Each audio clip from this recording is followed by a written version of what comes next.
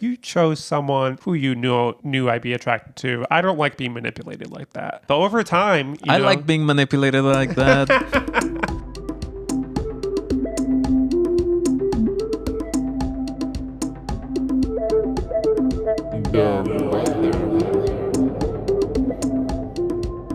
I bet it's possible the X-Files did a 9/11 episode. If the West Wing did one, I'm sure X-Files wanted to do one too. I love the idea of an FBI guy having a poster in his office that says, "I want to believe," and it's a picture of George W. Bush. I want to believe, and then it's Osama bin Laden. Yeah, I mean, the thing about X-Files is like a lot of it is like conspiracy theory, like, oh, is this shit real, or is everyone crazy?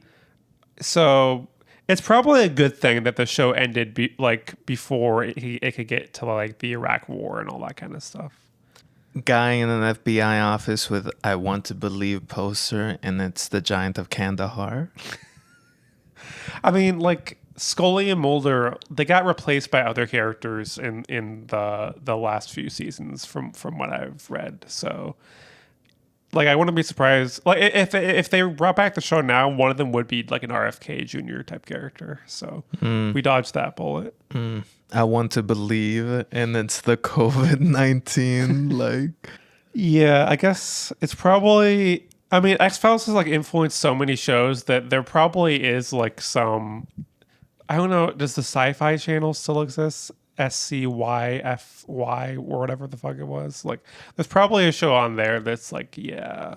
I used to watch the Sci-Fi Channel. I think my strongest memory of the Sci-Fi Channel is this movie about spiders in like a frozen mountain, and people have to survive that. And honestly, that shit slapped.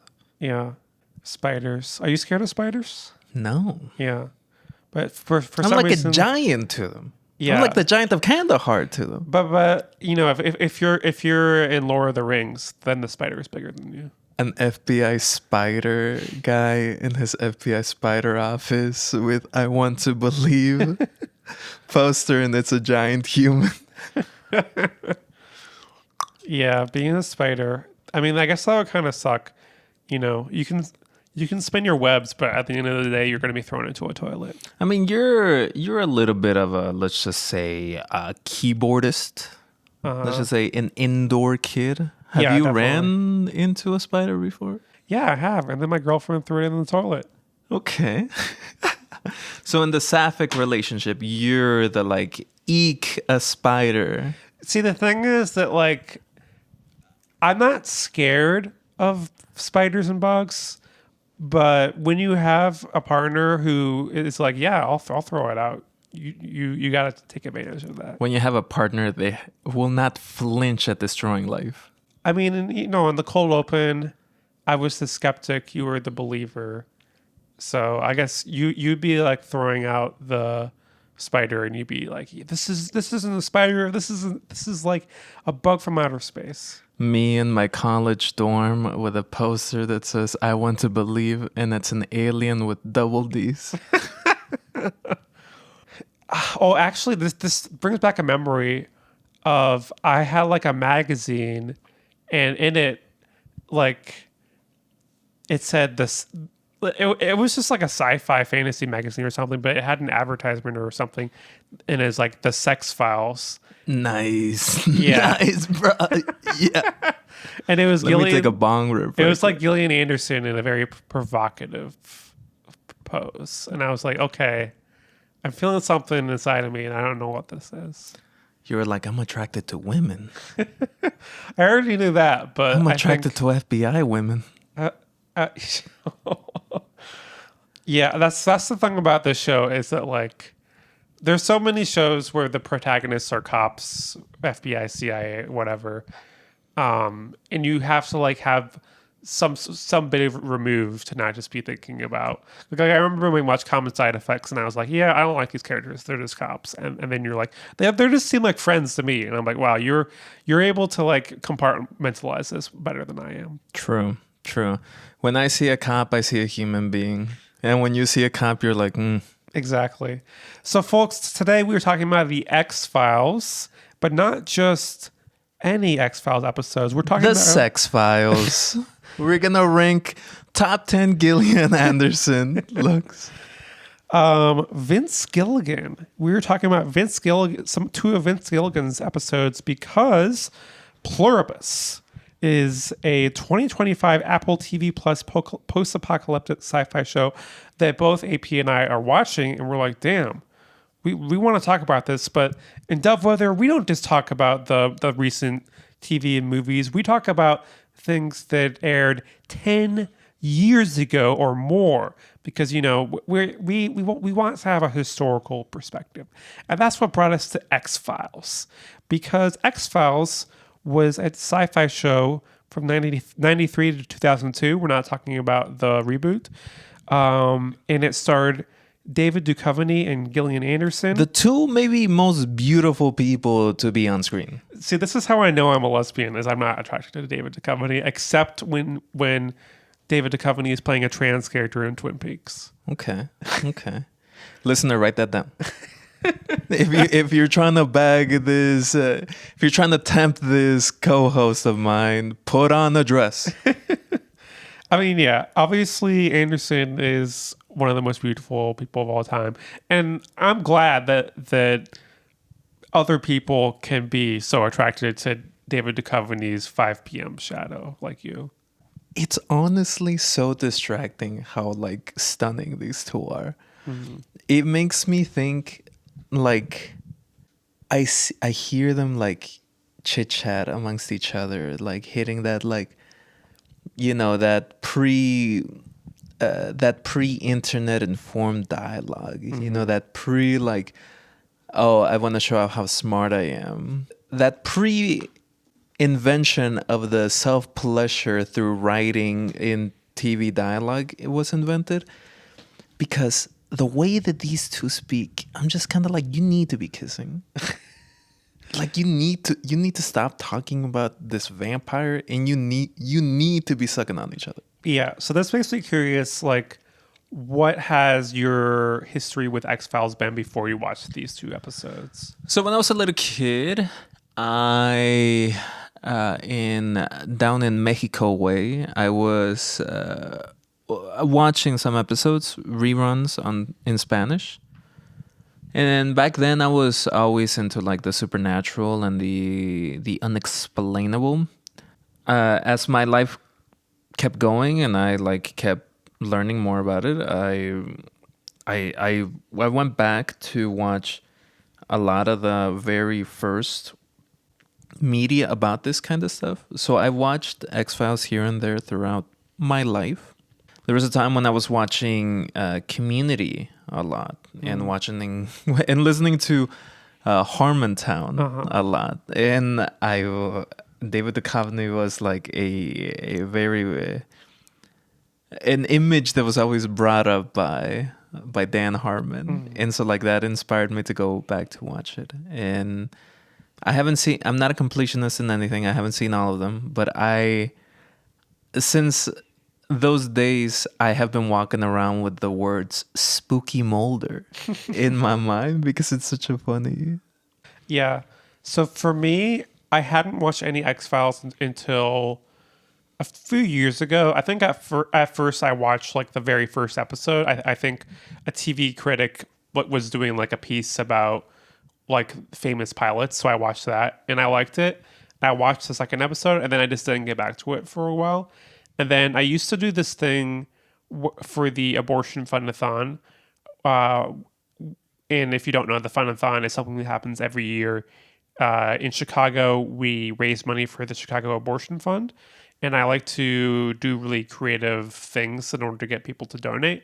And what I used to do is someone could donate $10 and then choose an episode of TV that I have to watch, which eventually became a little bit too much because people just kept donating, hundreds of dollars, and then I had to watch like a whole season of Dexter or something.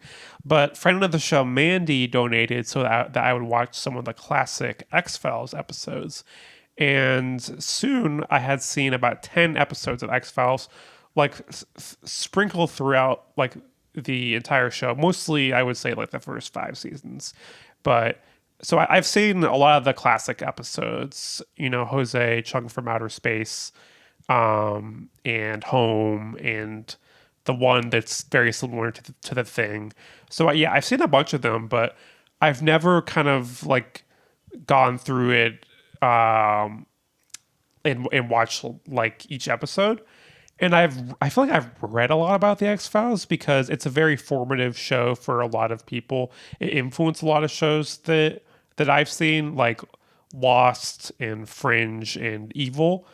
And one thing I read a lot is that TV critics really like a lot of the standalone episodes, but that the mythology of the show grew very laborious over time. It kind of stumbled under its own weight. And I feel like I haven't seen a lot of those episodes that like really grow the mythology. So I am kind of curious about that. And I feel like eventually I'll probably watch, like just start back from season 1 and just watch all of it. But yeah, I'm always happy when I have the opportunity to kind of just dip into the show like we did here. These 2 episodes we're going to talk about, which is Small Potatoes, which is in a season 4 episode, and Bad Blood, which is season 5 episode. By this point, they were on a stride. They were going. Yeah. And both of them, like, coming in to the show, and because it's so formative, as you said, you kind of don't really need too much of an explanation.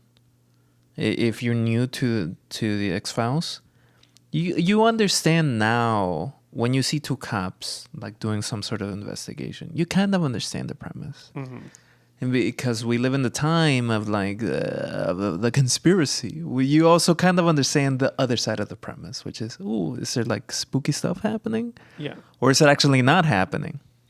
Yeah, and with this show, Mulder, played by Duchovny, he's the believer, and then Scully, played by Anderson, is the skeptic. And that kind of plays out in every episode that I've seen of the show, which I think sometimes I get confused because I'm like, okay, if they've like stayed these archetypes through at least 5 seasons, and in almost every episode I've seen, there has been something supernatural going on. Like, when is this going to flip? And I think that's probably one of the disadvantages of just sampling random episodes, is I don't get to see some of like that more clear character development. But yeah, do you think, if you do you consider yourself more of a believer or a skeptic when it comes to like supernatural stuff? I would say that I now in 2025 see what's happening here and don't really even think about like the my own point of view on like supernatural stuff, because the show is so like, it's just a fun, airy show. It's such an easy watch. Yeah. That I really wasn't confronted with my own beliefs while watching this. Not kind of like how when we watched Common Side Effects, where I was just like, where I had all these thoughts about like the use of like indigenous thought and medicine as a way to like externalize the white man's search for meaning, and like, and all the supernatural bullshit that like is tied up in that struggle. Personally, am I a believer? No. I don't really believe in anything supernatural. I don't even believe in luck, which the first time I told you, you gave me this, like, you guffawed. Yeah, and I would say, I mean, yeah, I'm more of a skeptic too. I think one of the fun things about this show and other sci-fi shows is that you kind of get to pretend that you're a believer just for a little bit, and it doesn't actually affect like your life. You don't turn into some like TrueAnon type person. But yeah, watching X-Files, it made me think of Begonia, which you covered greatly on a recent episode. With James from Good movie, bad movie. That's right. And okay, so next 2 minutes have Begonia spoilers. So skip ahead if you haven't seen the movie and care about spoilers. So ultimately, that movie, it ends up that there are aliens, and there's kind of a question of whether there are aliens or whether whether basically the characters are just so conspiracy rot brain that they think that like woman CEO automatically equals like extraterrestrial being. And at the end of the movie, you find out, oh, like she actually is an alien. And I think like it was easy to be like, okay, so what does this mean about the viewpoint of the director? But one thing I liked about the episode that you guys did on the movie is that you were like, no, it's a little bit more nuanced than that. It's not just like saying, oh, if the aliens are real, that means that all conspiracy theory people in real life are correct, and we should like the fringe is the only thing that matters. Yeah, yeah. And Begonia is great. I really enjoyed it as a movie. And I would say that, like, watching that and using that as, like, a mirror to X Files, Begonia is so much heavier as a presentation, as a subject matter. It's way heavier. There's way more realistic violence. There's way more social commentary about the now that like weighs on the watcher versus X Files, where like we're like over 2 decades separated from the ambient like fart that like causes people to like lose a couple of neurons that lead you to believe in some wacky shit. And I like Begonia because it is confronting what is happening now. I really like the X-Files 2 episodes that we watched because it's just I could let go of all my thoughts and just be like, I'm just seeing two beautiful people. Yeah.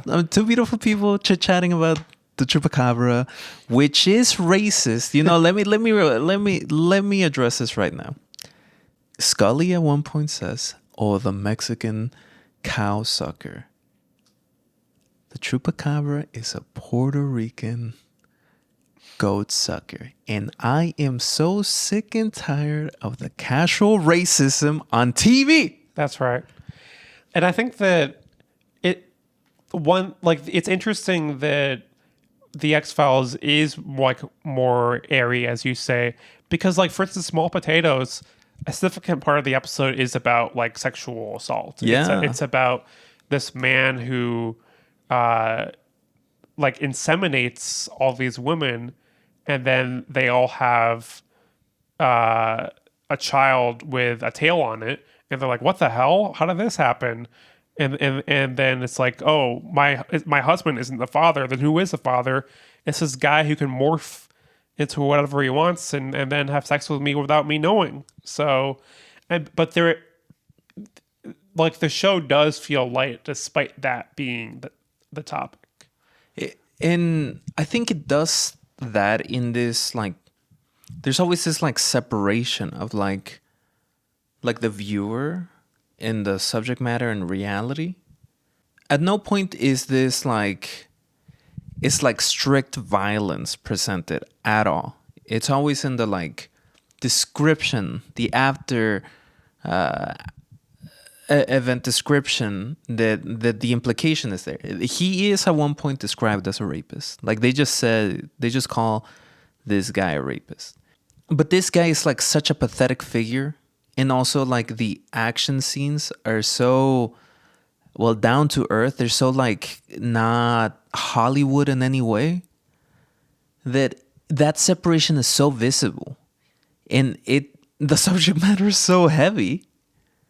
And this show just kind of like presents it, and the way that this episode ends also very specifically presents all of this with a kind of like a shrug, almost like and this is over.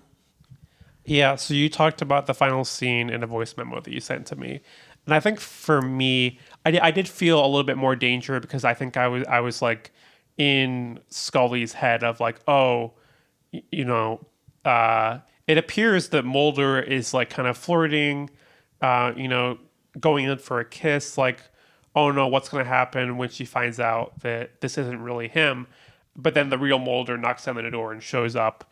And then after that, you know, she kind of just pushes him away, and then the danger's over because it's like Mulder plus Scully greater than sign this weirdo. So yeah, by the end, the tension is gone. Honestly, like the subject matter could be a little, you know, simpler. You know, it doesn't have to be this per se. In the presentation though, because this is network TV, it just in the mind of a 2025 viewer, it is so so all over the place, right? Because I want the show to like confront the implications about what this creep did, but the timing, the 1990s, like overrides the implications to just be like a Monster of the Week episode. Yeah, and if we bring in Bad Blood, I think Bad Blood I didn't like as much as Small Potatoes for a few reasons. I think so Bad Blood kind of has this structure where first you hear from Scully's perspective what happened, then you hear from Mulder's perspective what happened, and then the rest of the episode is kind of you find out something that wasn't clear in either of their stories, and then the aftermath of that. So it has like a Rashomon kind of structure, and that's a movie that has influenced a lot of TV and a lot of TV shows and movies to the extent where people are just like, oh yeah, they did a Rashomon episode. You know, Star Trek has done one, King of the Hill has done one. Like it's, I think it's so ingrained into TV that for me seeing this, it didn't feel like anything new. I've seen it so many times. I think probably when it aired, it felt fresher. And there I think it does some fun things with the concept. Like for instance, you know, in the first story, you see Mulder is like dirty, and then in the second half, you find out, oh, this is why he's dirty, because he was like clinging on to an RV for his life, which was a funny scene. Yeah. And I also like kind of what it did with Luke Wilson. When he walked in, I was like, wait, is that Luke Wilson or just a guy who looks like Luke Wilson? But it actually was him as the sheriff. You know, the first half, he's got charm up to 11. He's flirting with Scully and is working. The second half, you know, he's got different teeth. His voice is like more nasally. And it is fun to kind of like see into each of the characters' perspectives about like, oh, you can tell that part of the reason why we're seeing this half of the story like this is because Mulder is jealous. And you know, he has some sort of level of feelings for Scully. It's hard to know because we're just dipping into random episodes, but that's why we're kind of seeing this perspective in a different way. Yeah, and I think this is another example of how like X-Files has just been so influential. That like using the Rashomon structure of different points of view to say the same story, like it's so commonplace that's. I mean, there was a movie this year with that exact format, Weapons, and I think about how this is network TV and how in 2025 that's a full like feature film, both using the language of this incredibly influential Akira Kurosawa movie, and I don't know really like where this fits in like the whole like people are like less interested in complex media narrative that's been hitting the waves in 2025. What I do know is that it's so fun. This type of episode, as you said, like feels like it's everywhere now, and it's so fun just seeing the two perspectives here. Vince Gillian is from Virginia. He's from a place called Farmtown, Virginia. Literally Farmtown, Virginia. And he's like a southerner. He's like a rural southerner. And when I was before I knew that, I watched Bad Blood, and I saw the depiction of this like hick sheriff, and I was thinking, okay, is this like the coastal liberal making fun of the rural proletariat? But no, it's not. It's just like Vince Gilligan being like, yo, I know the archetype of a good old boy, and this is just a good old boy. Yeah, cops famously part of the proletariat. That's right. That's right. We're pro-labor, pro-immigrant, pro-cop here. Pro-cops falling into a pool of acid, maybe. But yeah, I think it is interesting to like watch an episode of TV from decades ago and just randomly see a movie star in them and like wonder like how much that made an impact at the time. And yeah, this is also an episode about vampires, topic we return to again and again. The vein we constantly suck on. Exactly, and I like that they reference Nosferatu, because I was actually rewatching Interview with a Vampire, the TV show, with my girlfriend, and we got to the scene where they saw Nosferatu in theater, and they're laughing about how unrealistic it is. And Marcy, I know you can't see this right now, but Marcy has this poster that says "I want to believe," and it has Bill Skarsgård on it. But like this episode also kind of explores the mythology of vampires and which parts of it are real, which parts of it aren't. And apparently, like in all vampire mythology, vampires have OCD. This is not something that I knew, but it's something that Mulder says. And also it hinges on the fact that like they're like, oh yeah, you know, fangs, that's something that like Bram Stoker made up. Like that's not actually real. Like if you read the real vampire text, that's not anything. And so it kind of the show has a little bit of eating its cake. I always forget this phrase. Having its cake and eating it too. The phrase doesn't make any sense. It's picking up the cake and throwing it into the crowd if you're Steve Aoki. That's the phrase. Where it's like, yes, vampires are real. The vampire is killing someone, but also the fangs are fake. And Scully is correct that this guy watches too many movies, and that's why he's wearing fangs. So that was kind of interesting, of like taking various parts of vampire lore and like kind of mixing it in with other weird stuff for its own narrative. I do like that.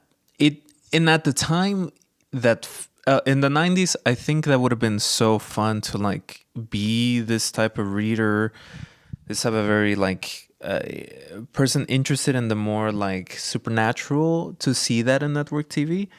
I think seeing it now, I'm just kind of like, yeah, sure. Okay, yeah. This is when the hyperfixation of the writer that like was tasked to like finish up this episode comes across on the dialogue. And like one of the interesting parts about this episode is that it starts with what looks like Mulder potentially murdering this boy. And, you know, Scully is like, this guy isn't a vampire. Like, you're going to go to jail. And then Mulder's like, we're both going to jail because you shot him. And, like, we're both implicated in this. And then if you just dip into this episode, you're like, oh, my God, this is going to change the entire show. But, of course, you know, if you watch enough TV, you know, everything will be wrapped up in a bow by the end of the episode. And if you're a person in the United States living in reality, you know that the police never get consequences for their evil deeds. Yeah, absolutely. I mean, that's like the thing is, because these are two like FBI characters, even if they did kill someone who was innocent, I'm sure they would have just like spin. You know, it's like they were already practicing the line of like, oh, I was drugged. And then, of course, Skinner, I'm sure, would have helped them like concoct some narrative that would keep them in their jobs. I think when seeing I really want to talk about how the 90s versus today, like there's so many different things have happened, right? Like the Rodney King video already existed.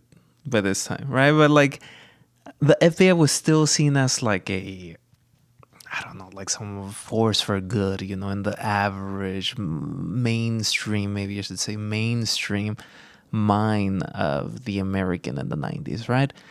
In 2025, in Cash Patel's FBI, like Mulder and Scully will not wouldn't get in trouble. Like nothing would happen to them for killing some guy, some random ass like poverty like pizza delivery guy. No one in the FBI 2025. No, that's like nothing.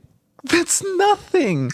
They don't. They wouldn't care one bit about trying to investigate what happened here. They would just say, yeah, he was existing and he looked a little brown. Yeah, he's got an Irish background, but he just looked a little brown to me, and we had to get rid of him. Yeah, and that makes me think about how oftentimes in sci-fi and horror shows, like the supernatural can be a code for the other. Like I remember reading a lot of cultural criticism about Buffy the Vampire Slayer, like about how, vampires are kind of standing in for the other, and it's a show about like humans and specifically like white humans, killing the other. And you can kind of draw that into the X-Files too, of like, yeah, it's like these white FBI agents, they're just trying to investigate paranormal activity, and yeah, they might kill the aliens, but yeah, rah rah America. Yeah, I want to talk about how Vince Gillian has been doing. It's Vince Gilligan, by the way. Vince Gillian has been doing his Vince Gillian move since the 90s. Both of these episodes feel so much like his work. Mm-hmm. There's like this constant, like there's like Vince Gilligan has this. I watched Breaking Bad when it was airing. Even as a kid, I watched it. I watched only one season of like Better Call Saul. And now watching Pluribus, like it is so evident that Vince has a style, and he has that style since day one. And I really like that because the dialogue in this feels like every other show where it's always like two people yapping at each other. Mm-hmm. Both incredibly smart, both know what's going on, both don't feel the need to show their hand, but also will wink at you, where one of them explains to the other that I know what you have, and I know that you don't know what I have. There's always this like power dynamic, and I like it. And it's also just comedic. Both of these episodes are so comedic. Yeah. So it's interesting since like Chris Carter is the creator of X-Files and Vince Gilligan created these episodes. It's pronounced Gillian. And he's kind of working out the template that Carter created, while Breaking Bad, Better Call Saul, Pluribus, these are all shows that Vince created. So he has kind of free reign. But yeah, you're right that like you can feel the Vince. See, I'm just avoiding the last name now. You can Vince last name. Vince G. The Vince DNA is in these episodes, and yeah, I think that was something I always liked about Breaking Bad is that yes, it was a very dramatic show, but also it was very funny. Like Jesse was a hilarious character, yelling about magnets and all that kind of stuff.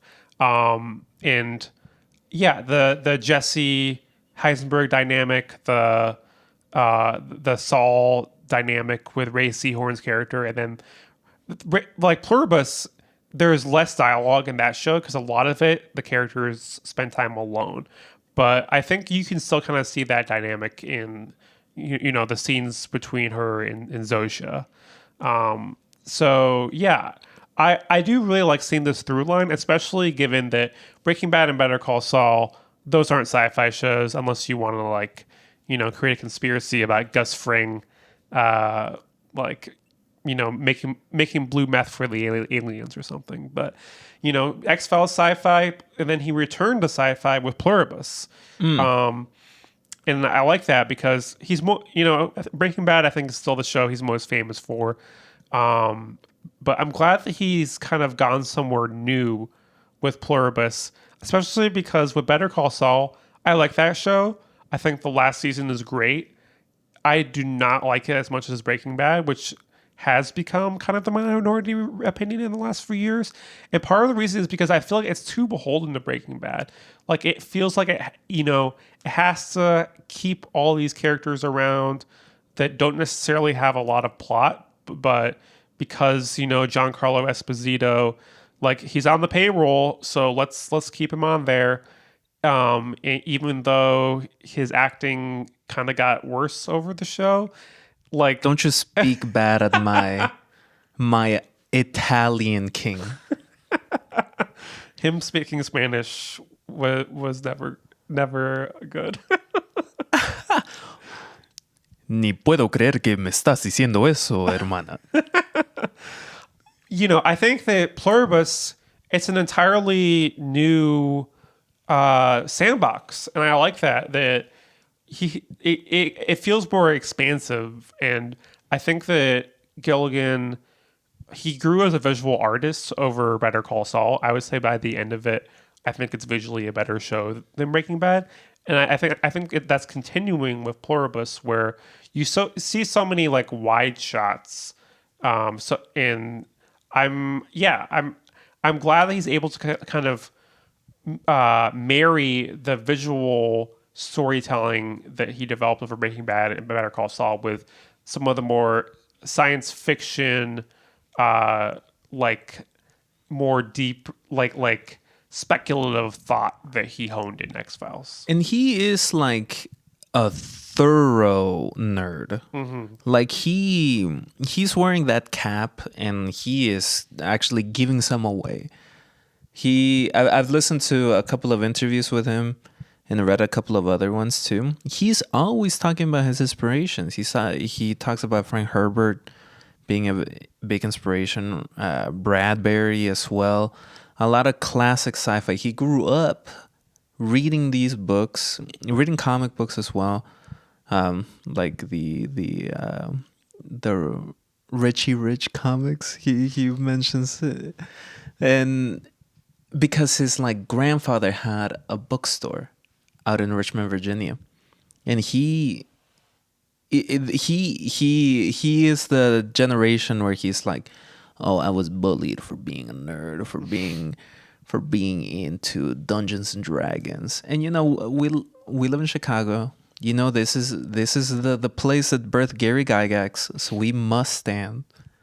And I do like that he's hitting the sci-fi element. Mm-hmm.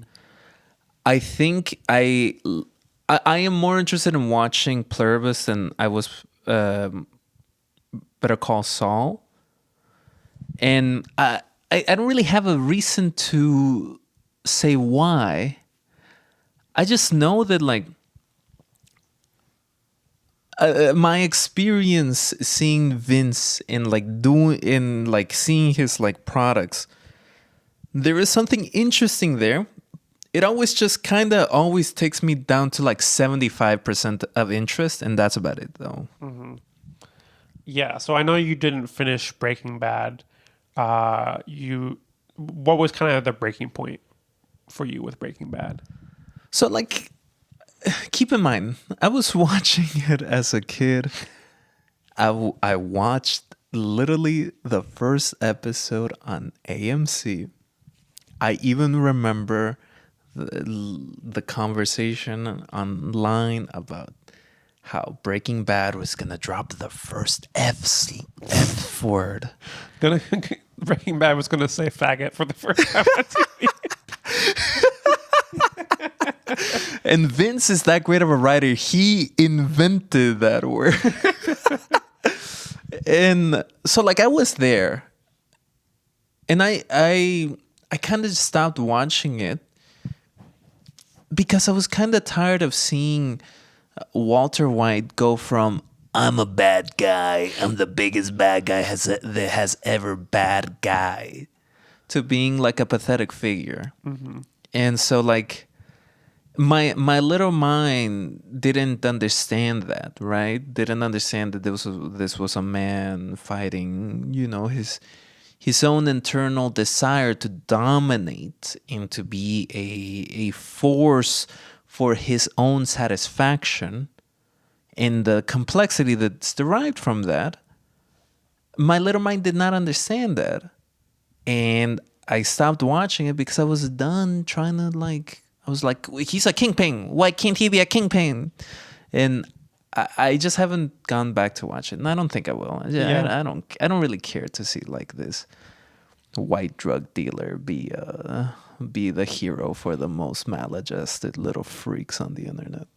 Yeah, so for Breaking Bad, that was a show where I think I wasn't like necessarily allowed to watch it when it first started. Like, I think I was in high school because I remember it was like everyone's like Mad Men and Breaking Bad, two of the best shows ever.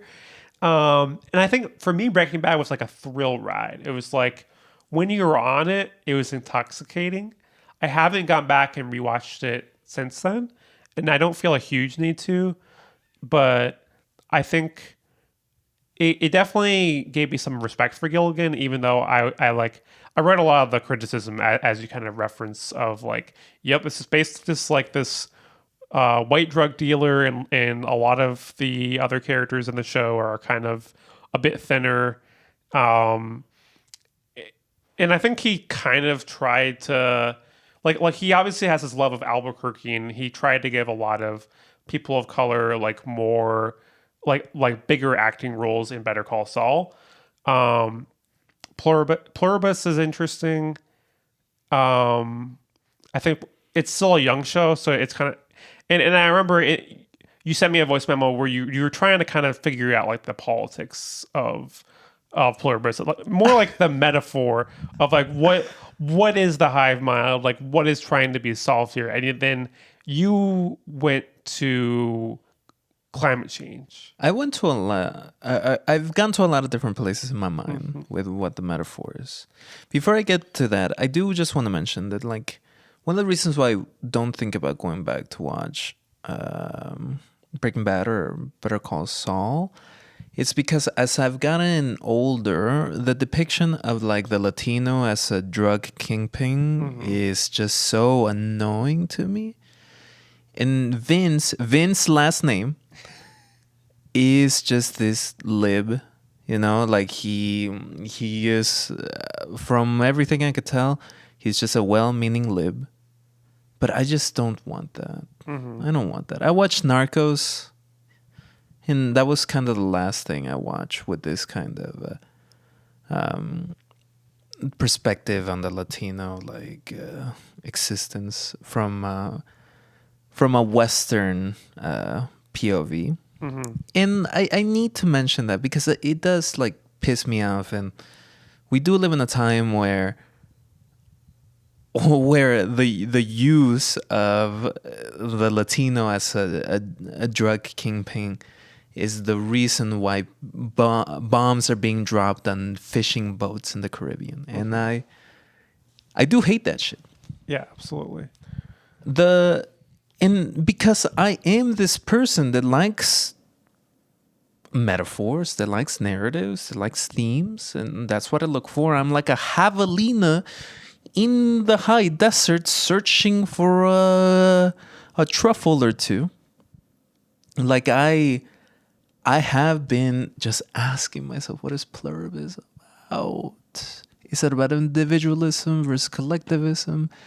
Is it about global warming? Is it about like large scale catastrophe? Is it about sapphic romance? I don't know. Yeah, and I think I'm kind of on the side of I'm not necessarily trying to figure out what the metaphor is. Like a lot of people thought it was about AI, and then Vince was like, well, ChatGPT, it came out after we wrote the first season of the show. So yeah. Which is not true. ChatGPT has been around for like at least 7 years now. For 1,000,000 years before the Earth formed, ChatGPT was there. You know, I heard X-Files. Some of the episodes were written by ChatGPT. Yeah, I'm happy to be on the ride so far. But you did mention sapphic romance, so I do want to pick up on that thread. We do. I mean, this show does have a resident sapphic. Yeah, so it's interesting. Know me? Yeah, absolutely. As she sleeps through this episode. Yeah, it's interesting because Pluribus, Carol Surka, as played by Ray Seahorn, she's a lesbian. The show doesn't spell it out immediately, but you can tell through her interactions with her, spoiler alert, now widowed wife. We have to fridge that gay. But you know, part of the journey of the show could be her trying to get back her wife, because you know she still has the body underneath the ground. So if she can get the consciousness back in there, so that's part of it. But also, whoa! I have never heard this. Whoa. The hive mind could do necromancy? Yeah, they can do a Full Metal Alchemist, Nice. probably. But yeah, you also have this character, Zosia, who, is she really a character, or is she just the hive mind inside this body? And at first, Carol is very resistant. She's like, you chose someone who you knew I'd be attracted to. I don't like being manipulated like that. But over time... I like being manipulated like that. Over time, you know, it seems like she's growing some actual feelings for her. And the latest episode that just aired recently, episode 7, it ends with her reuniting with Zosia in an embrace and crying.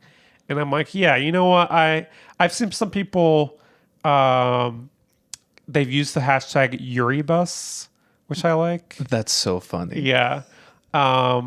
So yeah, I'm down for wherever. I hate living in this goes. Chicago. Sometimes it's a ghost Yuribus. Fix the CTA so we can get more Yuribus. Yeah, I'm looking forward to seeing where it goes. It's interesting because, you know, obviously Vince Gilligan, not a lesbian, but the main character of the show is. I'm curious, like, you know, I don't want any of the writers to be outed or anything, but I'm curious, like, what the queer makeup is of the writers' room. Like, Carol, she doesn't have, like, a ton of, like, lesbian stereotypes. You don't see her walking around with a carabiner. But, yeah, there is something queer about, like, that portrayal, so... Is Rhea Seahorn, is she... Not that I know of. Yeah, I haven't like done a deep dive on her personal life. She's like a Pedro Pascal. You know, I feel a lot like, of questions.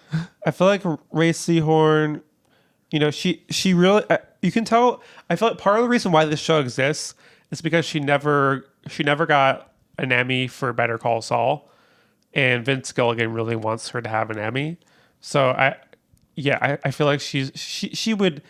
If the Emmy was a woman, she would kiss that woman. Okay.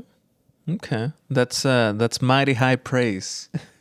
If this award was a woman, I would kiss this award. I'm not a lesbian, famously. I do know that this show, I think what I've seen online, this show doesn't really have like a consensus on what it's about. People describe this as a mystery box show, like a J.J. Abrams ass show, like Fringe. I don't think that is the case. Yeah. There is almost no suspense on what is happening here. The first episode, it literally hits you with this might be an alien life form that like transmitted this thing and has infected everybody. And even on the episode 5, there's this cliffhanger on what are they eating? What are these aliens eating? And everyone online was like, it's human beings. Yep. And then 4 minutes into episode 6 was like, yeah, it's human beings. And so like, there's almost no mystery here. There's almost no mystery in the sense that like, whatever theory crafting, which people love to do online, it's almost always like pushed over immediately as the next episode comes out.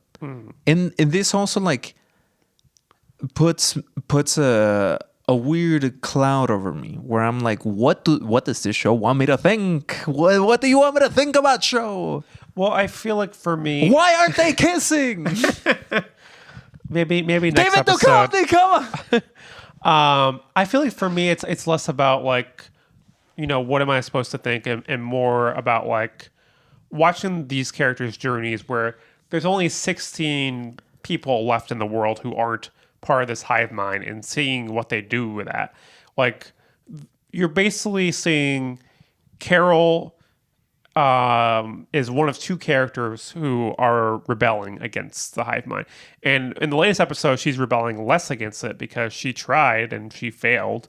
And she also found out that she can't be subsumed into the hive mind without their consent.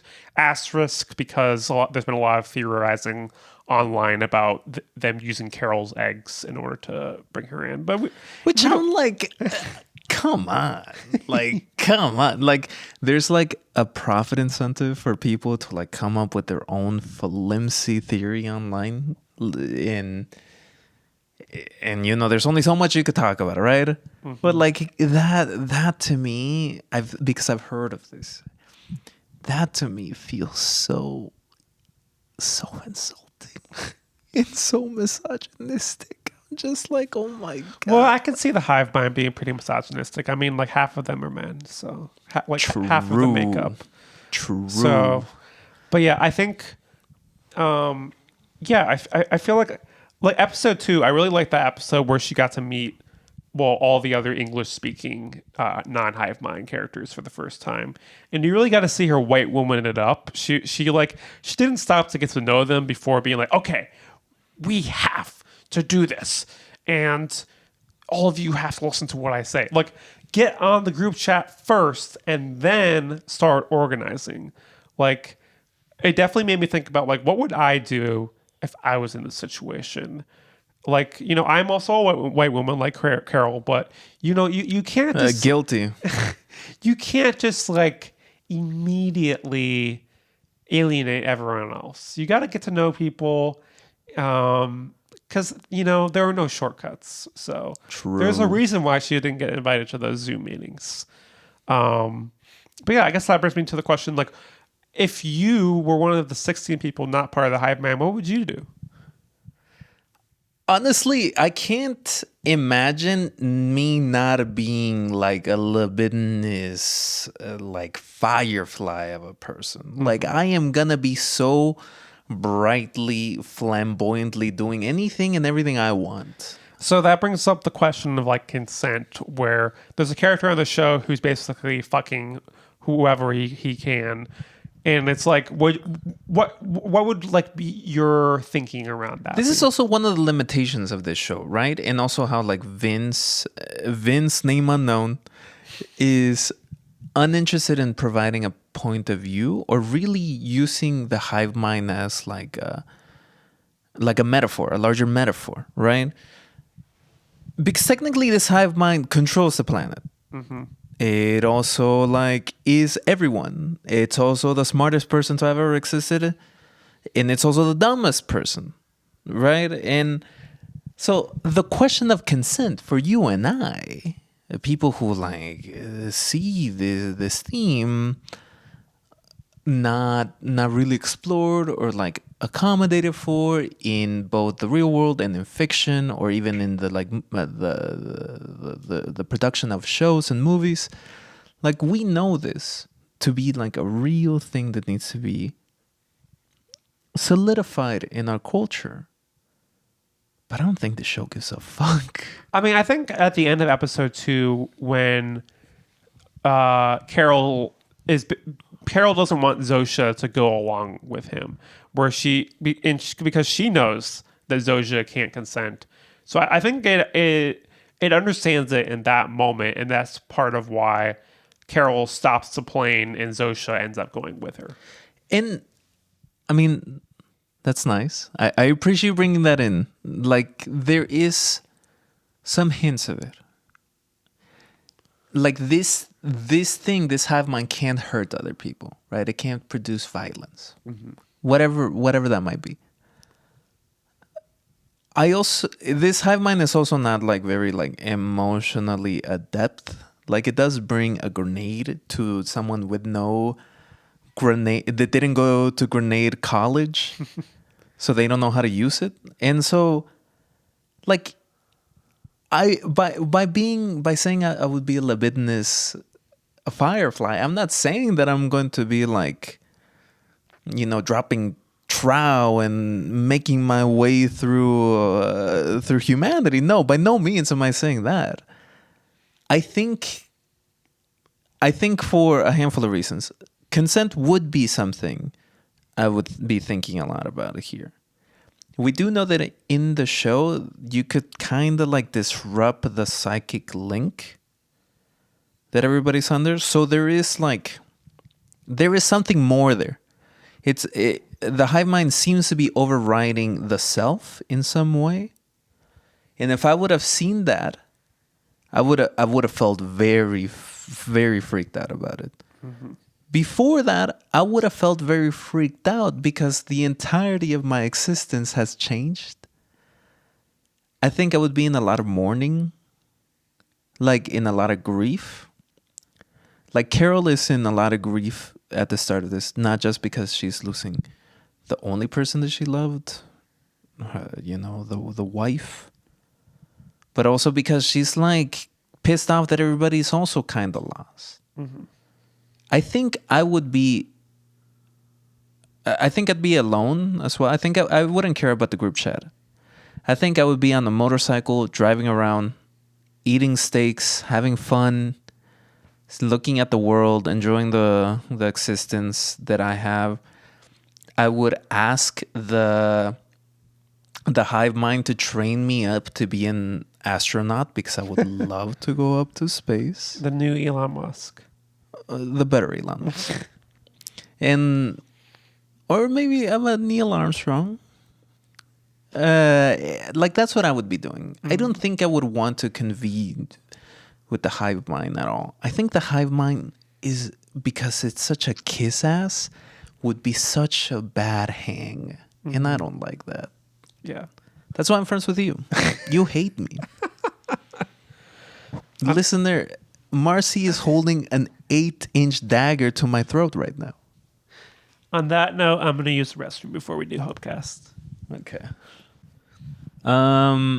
Okay. Whoa. We can't move into Hopecast without you telling me, would you dive into the Pluribus? I made a similar joke to my girlfriend, and she just like shook her head. Your spider killing girlfriend? Mm-hmm. Your spider murdering girlfriend? Yeah, I love the word Pluribus. It's like really funny to me. So yeah, you know what? I'm gonna say yes, just for the comedic effect. I would dive into the Pluribus. Okay, right on. Would you?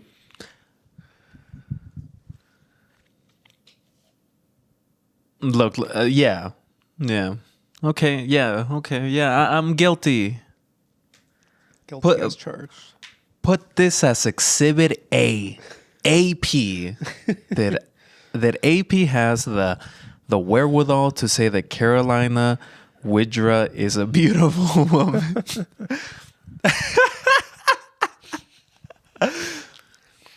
Yeah, I'm excited to see where the Yuribus goes. The Pluribus and the Yuribus. Yeah, Ussy for everyone.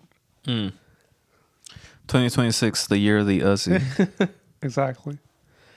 Speaking of 2026, don't forget to show up to the midterm Ussy in 2026. Yeah.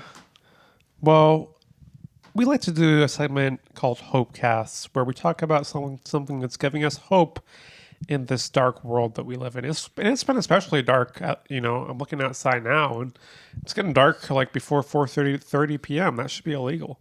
But hey, we're not talking about that. We're talking about hope. What is giving you hope right now? To me, I actually think the cold in the snow is giving me actually a lot of hope. Climate change, global warming is something that's like existed in my mind for a very long time. I remember being a kid in Chicago and seeing snow in October. Or like flurries in October. Like it's been a little scary seeing like the lack of precipitation. And seeing this much snow, I don't know. It just does something to me. I think Chicago looks beautiful underneath a blanket of snow. I think it lets me be cozy. It lets me bust out a certain type of fashion that I really like, which is layering. There's also this excitement with seeing the snow that I get to slow down a little bit. And the cold, the same thing. Yeah, it's cold and it's freezing, and yeah, you should feel like warm in your home, sure, yeah. But I like being outside and feeling this. It almost like it brings me. I've made a snow angel. Oh, nice. And like I feel like some whimsy here, and yeah, that's. I mean, maybe you listener are thinking I'm moving to Florida, but I love this cold. I love it. Moving to Florida, a great idea in 2025. Nothing could go wrong. Yeah, I'm glad that the snow is giving you some hope and some joy. For me, what's giving me hope is looking forward to sleeping a lot. I've definitely been tired the last few days. And one thing I like about December is that besides buying gifts and getting things ready for the end of the year, you get a lot of time to just relax and just unplug. And I'm definitely going to be doing some of that soon. Tonight is the last time that I'll be recording a podcast in 2025. But this isn't the last podcast that you'll hear me on. Ooh, how does that contradiction work? But anyway, I'm looking forward to just, lying around doing nothing, and giving myself permission to rest. So that's what's giving me hope. I mean, yeah, I guess we're both on the same snowy blanket here, because the one thing about the both of us is that we're always on something. We're always doing something. So the cold, the winter, the wet, the terrifying 4 p.m. sunset, it just gives us extroverts just a time to relax. Yeah. Well, listener, 2025 has been a big one. Some say that 2026 is going to be bigger. Each year bigger than the last, and it gets to the point where it's like, hey, if 2026 is the biggest year, why doesn't it just eat all the other ones? That's what I'm saying. Yeah.